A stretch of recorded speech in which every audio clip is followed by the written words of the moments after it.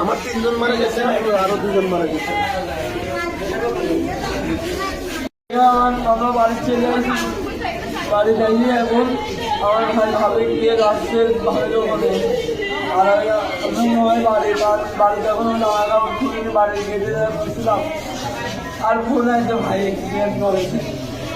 এইগুলো যেটা রাইজে এখন আমি ভাই কিস্তিতে এরকম ভাই পাচ্ছি না, ভাই আমার ভাই ওখানে আমি শুনতে পারি।